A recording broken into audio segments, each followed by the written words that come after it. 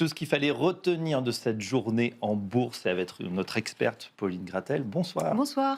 Alors, on démarre évidemment avec ce vote de confiance, et le jour J, la chute annoncée de François Bayrou. Oui, le vote de confiance a commencé à l'Assemblée nationale à 15 heures cet après-midi et devrait se conclure ce soir autour de 19 heures. Mais l'issue du vote ne fait peu de doute. RN, LFI, le PS et une partie des Républicains ont d'ores et déjà annoncé qu'ils ne voteraient pas la confiance. Sauf surprise, le Premier ministre devra présenter sa démission à Emmanuel Macron 9 mois après son arrivée. Ouais, et puis, du côté de l'international, la France, finalement, n'est pas la seule à subir une crise politique. Oui, en effet, au Japon, le Premier ministre Shigeru Ishiba a démissionné hier sous la pression de son propre parti, le Parti libéral-démocrate. Cela ne faisait même pas un an qu'il était au pouvoir, mais il était vivement critiqué, notamment après la défaite historique de sa coalition aux élections sénatoriales en juillet dernier.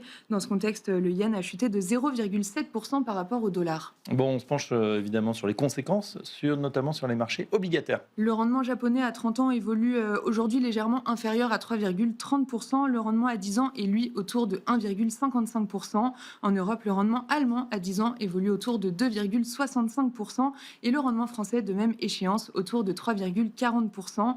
Enfin, aux États-Unis, le rendement à 10 ans tourne autour de 4,05% et l'euro-dollar se traite à 1,1730.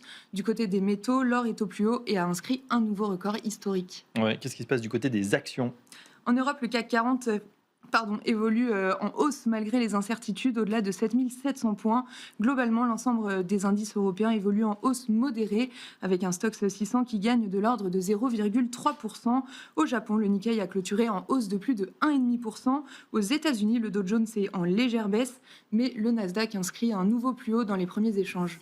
Ouais, les indices qui sont globalement en hausse en attendant la décision de Fitch. Oui, la décision de Fitch sur la note de la France qui est attendue ce vendredi. Les investisseurs redoutent un abaissement de la note. L'an dernier, Fitch avait maintenu la note à double A- avec une perspective négative. Mais avec le risque politique, l'agence pourrait attribuer la note de A+ en fin de semaine.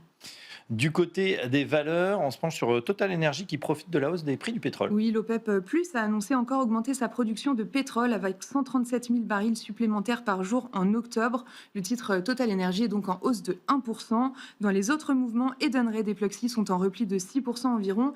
L'autorité turque de la concurrence a ouvert une enquête sur les principaux acteurs de titres restaurants. Eh oui, on les accuse de s'être entendus sur le dos des consommateurs. On verra ce qu'il en est. Enfin, quel sera l'agenda de demain, Pauline ? La journée de demain s'annonce calme en termes d'indicateurs. Les investisseurs regarderont la production industrielle française de juillet. Mais côté politique, nous attendons donc surtout l'issue du vote de confiance en France à venir ce soir. Allez, on en parle justement tout de suite. Merci Pauline pour ces infos. On en parle avec nos invités. C'est l'heure de Planète Marché.